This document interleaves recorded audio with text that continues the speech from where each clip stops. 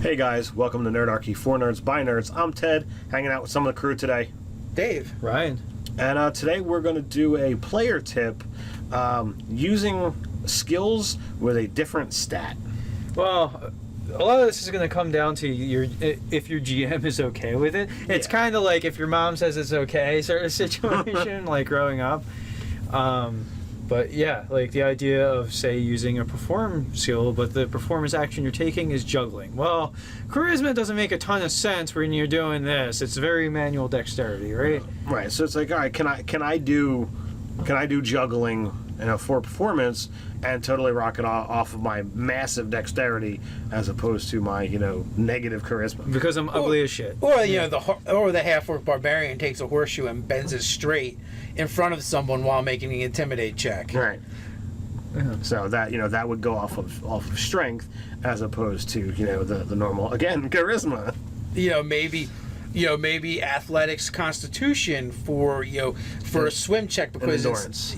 Well, especially like longer. Yeah, if you're trying to do something like for hours versus like a sprint. That makes much more sense. If you're doing a marathon as opposed to the sprint.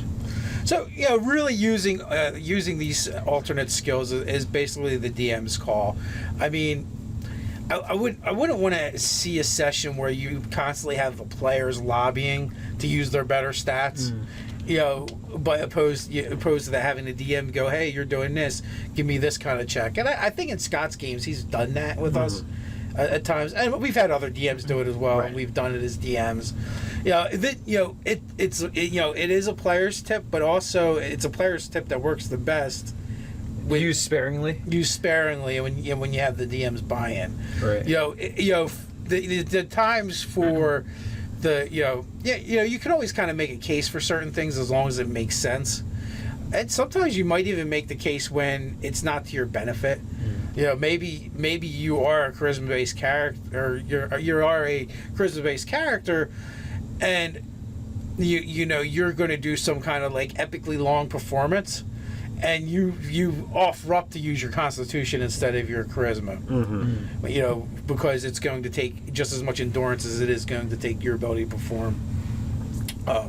So like you could actually, it's also a good way to like go, all right, so maybe you're using a skill that requires a particular stat usually, but you're using it a different way, so you're going to use the variant stat, and the actual proficiency bonus is representing your training and ability to do the thing, and now you're just using the other stat as your natural ability. Correct. So I mean, it definitely works, and again, it's a game, so at a certain point when the designers are looking at stats and skills, they got to make a decision to make a call. Right. They have to say that, all right, for the majority of the cases, it's going to fall under one stat, one purview, so let's put it there, and you as the GM and sometimes the player, you have the ability to say, let's modify this.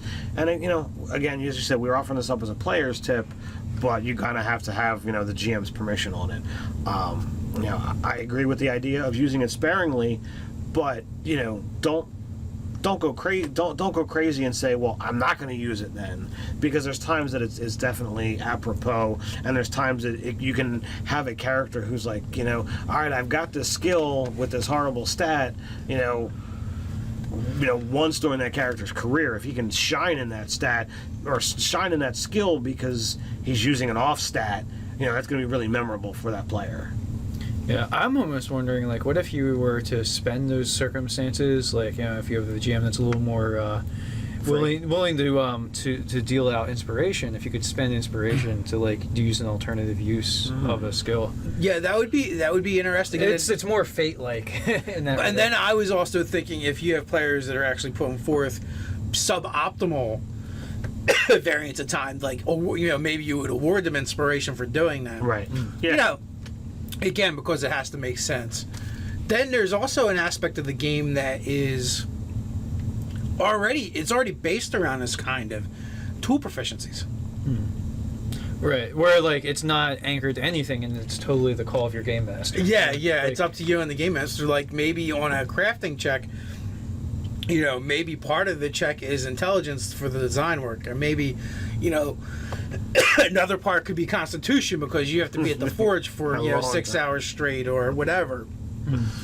Or maybe you're doing really fine work, so it's a dexterity check. And strength can go into it as well. I mean, my massive 15 minutes of blacksmithing, that I've done over the course of my life, it's very strenuous, and it's like, all right, well, how long are you actually going to be able to beat that metal into shape if you're as weak as I was 15 years ago? It's like, all right, that's taxing. You might not have the strength to continue. The strength to carry on. The strength strength to to carry carry on. Yeah. So, in a nutshell, skills using variant stats. What do you guys think about it? How are you using it in your game? Are you using it in your game? Good, bad, and different? Let us know in the comments below. While you're at it, like, share, and subscribe.